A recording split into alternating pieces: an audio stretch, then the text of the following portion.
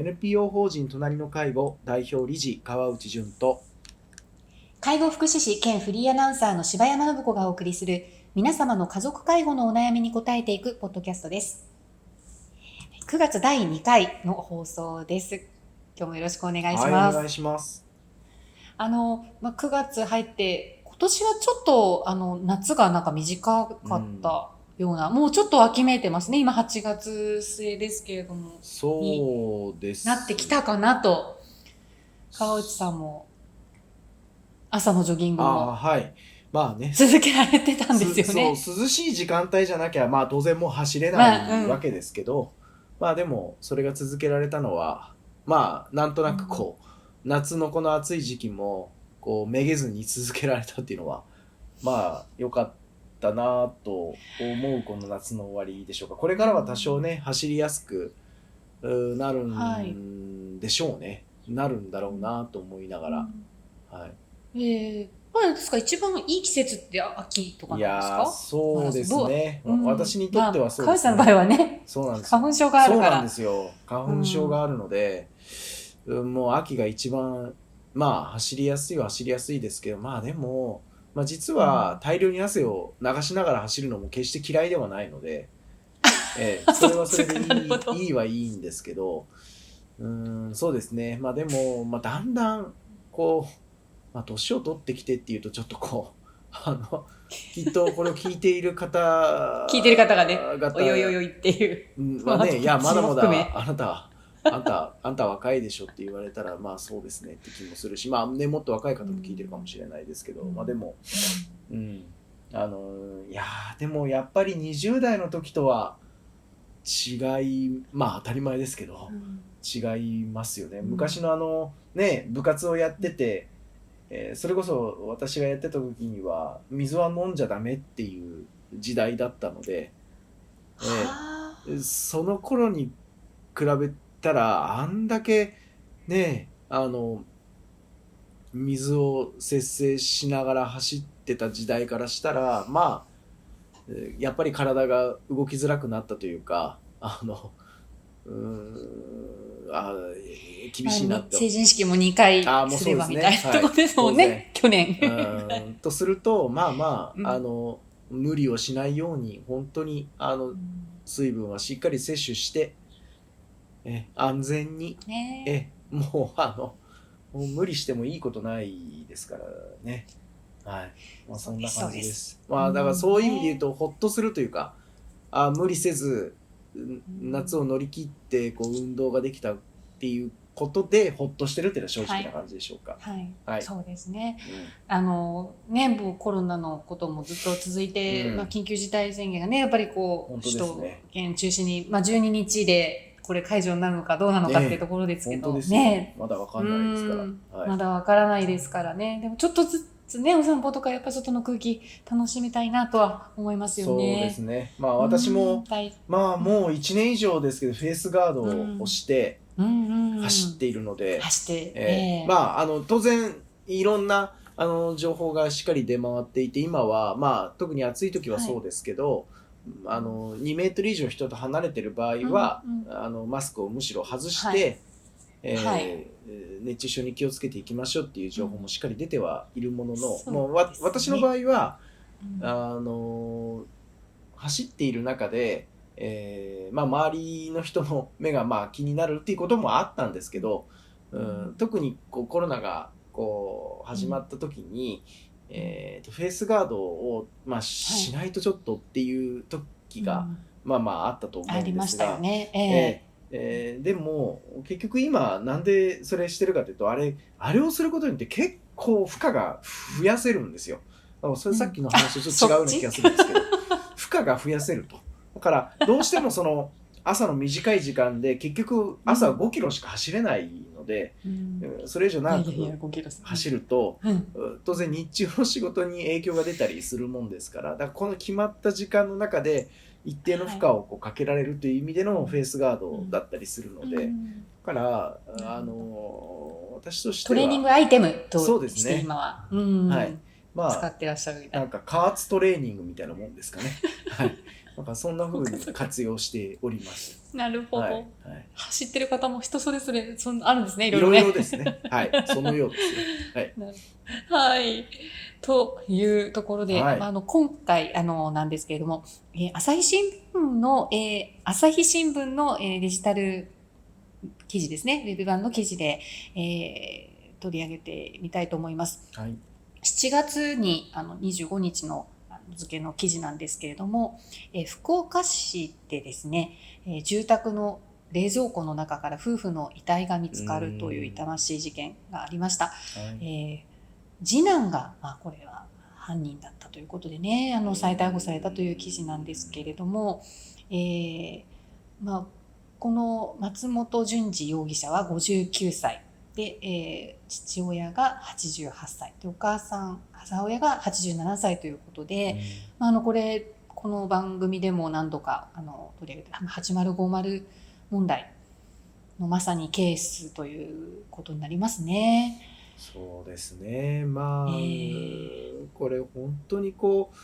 難しいなと思うんです。支援を届けようという時に、なかなか家の中で、介護を抱え込んでいる、または介護に相当イライラを持ってしまっている状況下にある家庭を発見していくっていうのもすごく難しいですよねと。で、当然なかなか仕事に就くことができなかったりとか、社会との関係性を作っていくことが難しい状況にある方も、一定数いらっしゃるわけで、そういった子たちをですね、親は、家庭の中で温かくサポートをしてしまいがちですと。でそれは子どもの年齢がたとえ30、40、50となろうとも親にとっては子どもなので、当然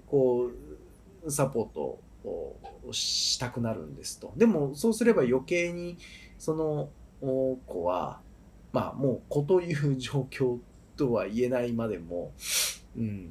社会との接点がどんどん失われていくという中で、親がサポートしきれないないしは介護が必要になっていった時に、いろんな事件が起きてしまうと。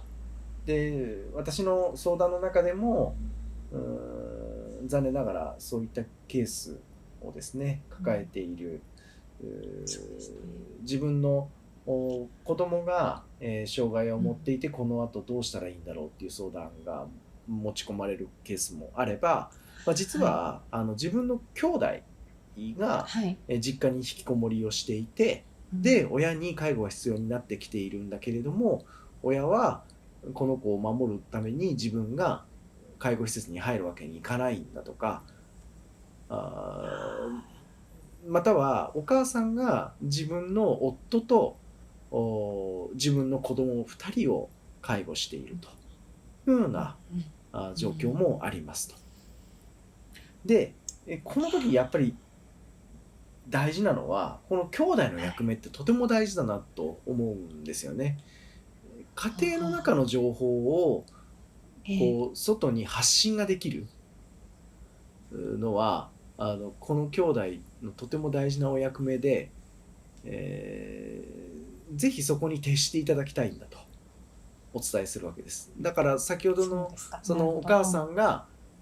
お父さんの介護もやっているし、実は自分にとっては妹の介護もやっているんですって言った時に、じゃあコロナで大変な時期ではあるけれども実家に頻繁に帰省してお母さんを助けてあげなきゃという考え方になるのではなくて、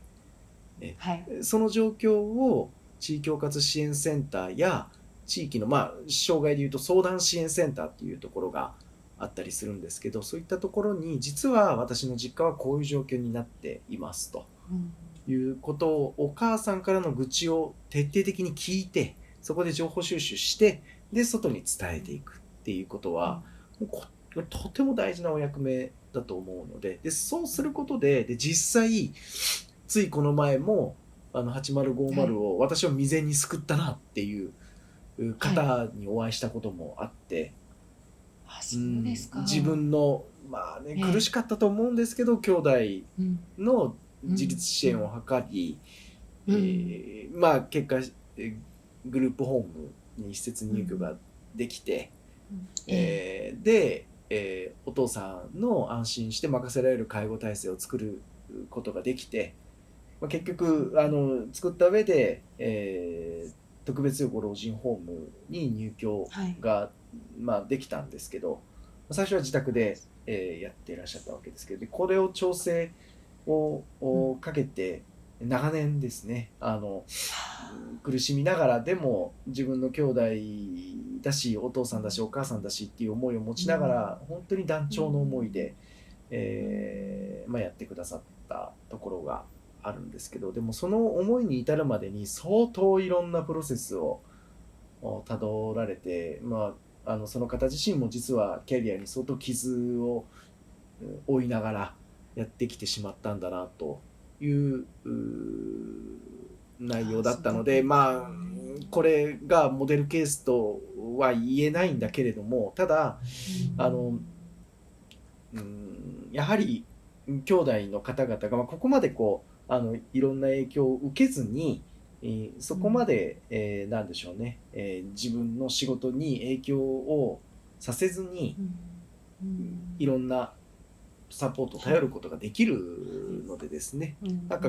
実家のそういうことって実家に引きこもりの兄弟がいて親が介護が必要になってるっぽいなとなった時のこの兄弟の思いって、一旦父母にいろんなことを言ってみてもなかなか動きが取れなかった時に今度はパンドラの箱みたいになってですね、その2つ開けちゃいかんのではないだろうかと。